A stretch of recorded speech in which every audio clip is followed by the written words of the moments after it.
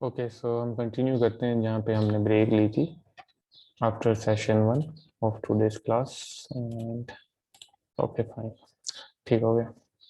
सो हमने भी splitting of table देखा, then we are vertical splitting and horizontal splitting and then we are good to continue from pre join. ठीक हो गया, pre joining the third concept of joining, sorry, of denormalization. Identify frequent joins and append the tables together in the physical data table. So हमने identify क्या करना है, पहले से हम आइडेंटिफाई कर लें कि कहाँ पे हमारा ज्वाइन सबसे ज़्यादा यूज हो रहे हैं। Generally use for one to many such as master detail. So generally in one to many type of relationship हम ज़्यादा यूज कर रहे होते हैं, मैनी टू मैनी में ज़्यादा यूज कर रहे होते हैं, क्योंकि उसमें जंक्शन टेबल भी बन जाते हैं हमारा, जिसे हम स्कीमा के अंदर हेल्पर टेबल कह रहे होते हैं। Additional space is required as the master information is repeated in the new header table. So pre-joining normalized table है, उसे हम denormalize कर देंगे, एक ही टेबल बना देंगे in one to many. But the point is जब हमें तमाम कॉलम्स को कॉल कराना है फ्रंट एंड के लिए, या रिपीटेडली दोनों टेबल्स का combined डाटा फ्रंट एंड पे लाना है, जैसे कि हमने डिस्कस पहले भी इसको किया फर्स्ट पार्ट के अंदर। द मार्केट बास्केट क्यूरी, अब एक सिनेरियो हम यहाँ पे देख रहे हैं। The store sales date for the market basket is one table, master table. The item along with quantity sale in rupees extra are on a separate table, जिसे हम detail table कह रहे हैं. Almost all analysis will require product, sale date, sale amount, and sometimes sale person as well. Both table could have millions of rows for a large retail outlet with significant historical data. Means a join will be forced between two very large tables for almost every query asked for the data warehouse. Could easily choke the system and degrade performance. इस example में कोई question हो, ये बहुत अच्छी example यहाँ पे दी हुई है मैंने, द मार्केट बास्केट क्यूरी, जिसके अंदर हमने दोनों टेबल में से मींस बहुत ज्यादा large set of records tuples को ज्वाइन कराना है और आउटपुट में लाना है और फ्रीक्वेंटली लाना है फ्रंट एंड के ऊपर इनसाइट्स के लिए। सो तो इसमें हम क्या करेंगे, उसको denormalize करके एक टेबल में ले जाएंगे in one to many type of relationship. Are we clear on that everyone?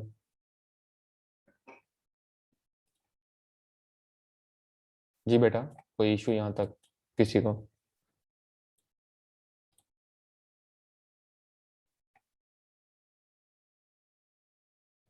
Ehsan, Usama, Halima, Shahab, Yasir, any issue यहाँ तक इस बास्केट मार्केट जो है क्यूरी के अंदर, या जिसे हम द मार्केट बास्केट क्यूरी कह रहे हैं, in one to many type of relationships of we do pre joining. हम पहले से उसको ज्वाइन कर देंगे क्योंकि हमें आइडिया है कि इन फ्यूचर हम इस तरह रिकॉर्ड को इनसाइट्स के लिए ला रहे हैं।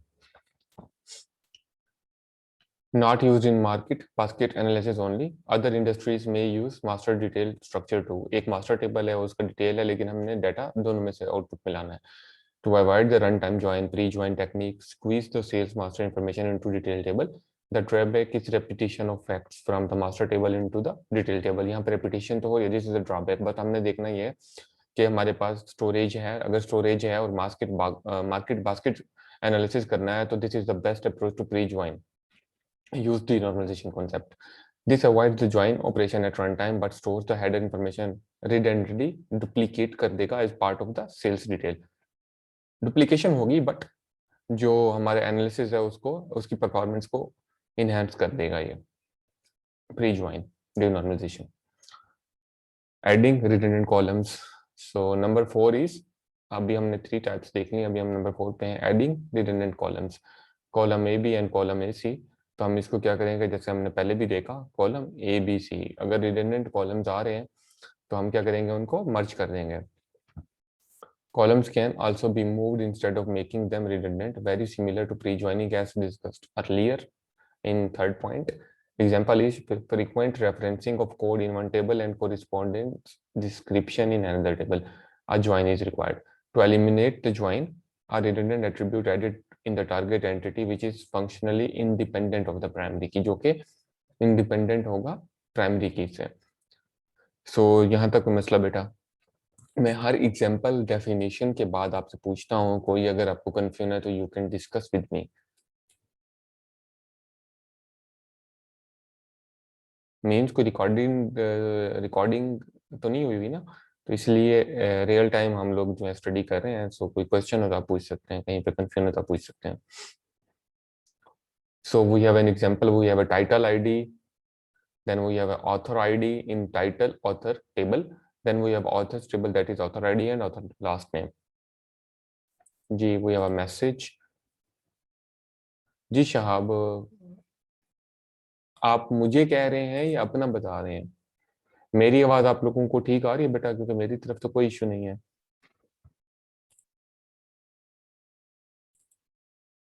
जी, anyone from class, can you please let me know? मेरा नहीं ख्याल कि मेरी तरफ से, मेरे ख्याल से शहाब अपना बता रहे हैं। चलें, दैट इज ओके। वो शायद पार्टिसिपेट करना चाह रहे हैं और पार्टिसिपेट नहीं कर पा रहे हैं। चलें, ओके, थैंक यू हलीमा, आपने कंफर्म कर दिया। So add redundant columns to eliminate frequent joins. अब रिडंडेंट कॉलम कौन सा है? Author ID. मींस ये लाइक ऑफ प्री ज्वाइनिंग ही है, जैसे कि यहाँ पे मेंशन भी किया हुआ, very similar to pre joining. अगर रिडंडेंट हो रहे हो कॉलम्स तो हम उसे भी in adding redundant columns concept के थ्रू डिनॉर्मलाइज कर सकते हैं। The columns can also be moved instead of making them redundant. This technique is no different from a pre-join. Note, ये बहुत इंपॉर्टेंट है, इसलिए बहुत ज्यादा बोल्ड करके लिखा हुआ है मैंने। Actually increase in storage space and increase in update overhead. तो जब भी हम अपडेट अगर करेंगे तो ओवरहेड है, लेकिन क्या हम अपडेट करते हैं अपने डेटा वेयर हाउस में? अगर मैं आपसे क्वेश्चन पूछूं बच्चों, ओलैप सिस्टम में क्या अपडेशन होती हैं? डाटा आया उसे फिर हम अपडेट करते रहे, या ओएलटी में अपडेशन ज्यादा हम करते हैं?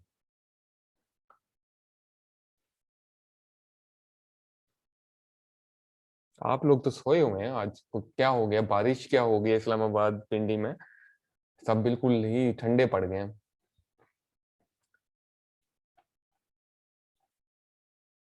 Very good Fatima Kamran. Fatima Kamran side OLTP में अपडेशन होती है, दैट इज वाई हमें पता है कि ओवरहेड हमारा है ये।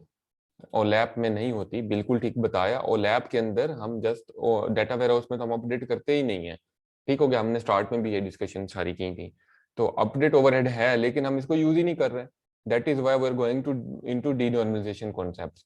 हमें इनसाइट्स चाहिए, हमें ऑप्टिमाइज क्यूरी चाहिए, तो हम डीनॉर्मलाइजेशन की तरफ जा रहे हैं।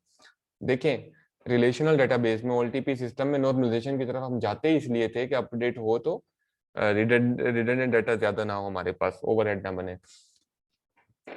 लेकिन स्टोरेज स्पेस हमें रिक्वायर्ड ज्यादा होगी ड्यू टू डुप्लीकेशन। बट हम इनसाइट्स ले रहे हैं, तो ओलैप के अंदर ओलैप कोई क्वेरी जब हम करते हैं उसके लिए हम जो स्कीमा बनाते हैं, तो उसके लिए हम डिनॉर्मलाइजेशन की तरफ जा रहे होते हैं इन चीजों को देखते हुए। Then we have derived attribute example. Derived attribute calculated once used frequently. For example, we have age is a derived attribute. Derived attribute याद क्या होता था? कि जो फंक्शन हम लगा दें ऑटोमेटिकली डिराइव्ड हो जाए बाय फंक्शन, उसे हम डिराइव्ड कहते थे। कैलकुलेटेड पीरियोडिकली, ऑटोमेटिकली वो कैलकुलेट होता रहे, हमें जाके दोबारा से कैलकुलेशन जीपी का फार्मूला लगा दें हम, तो ग्रेड पॉइंट आपके मींस नंबर्स के थ्रू वो अपडेट होता रहे automatically on the basis of that formula. ठीक हो गया। सो हमारे पास जीपी, ग्रेड पॉइंट या एज, ये सारे डिराइव्ड हैं। तो इसके अंदर हम क्या कर सकते हैं? मींस जैसे हमारे पास एक बिजनेस डाटा मॉडल है, student ID, DOB, degree, course and grade and credit hours, and then we have student ID, DOB, degree, course, grade, credit hours and GP, age. So इसको थोड़ा डिटेल में देख लेते हैं ताकि हमें आइडिया हो जाए कि कब हमने डिराइव्ड एट्रीब्यूट को किस कॉन्सेप्ट के थ्रू हम कर रहे होते हैं और क्या क्या इसमें फर्दर जो इश्यूज होते हैं। जी, या फिर आप कुछ कहना चाहते हैं बेटा? You can unmute yourself. ठीक है सर मैंने पूछना ये था कि सर मिड्स कब से हैं? बेटा, मुझसे जो भी पूछता है मैं क्या आंसर देता हूँ? जब यूनिवर्सिटी डिसाइड करके कोऑर्डिनेटर को बताएगी, कोऑर्डिनेटर मेल करेंगे जिसमें हम भी अटैच होंगे, आपके सीआर जीआर भी होंगे, और आप लोगों को हमसे पहले पता चल जाएगा। सर थोड़ा बहुत आइडिया दे दें कि कितना बेटा, मुझे टाइम रहेगा। कोई आइडिया नहीं है इस बात का, अगर होता तो मैं दे देता आपको। हम भी उसी ओके। मेल का वेट कर रहे हैं जैसे आप लोग कर रहे हैं। ठीक है बेटा, okay fine, we are good to go. So we have derived attribute that are calculated once used frequently. ठीक है, अब देखें ना, एज तो 1 साल बाद जाके ही अपडेट होगी, बट उसे हम यूज कर रहे हैं। कैलकुलेट तो वन टाइम कर लिया और फिर काफी टाइम के बाद हम उसे अपडेट करेंगे, अपडेट होगी ऑटोमेटिकली। जीपी भी 4 मंथ्स के बाद जाके अपडेट होगी। So derived attributes are feasible to add derived attribute in data warehouse data model if the derived data is frequently accessed and calculated once and is fairly stable. Basically हमने किया क्या कि हमने इसका जीपी और as add कर दिया data warehouse data model में, क्योंकि ऑन द बेसिस ऑफ, क्योंकि कैलकुलेटेड वंस का मतलब ये है कि सिर्फ एक दफा ही नहीं अपडेट होगी, but after a long interval of time होगी।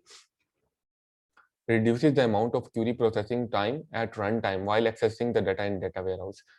Once the derived data is properly calculated, it becomes absolute.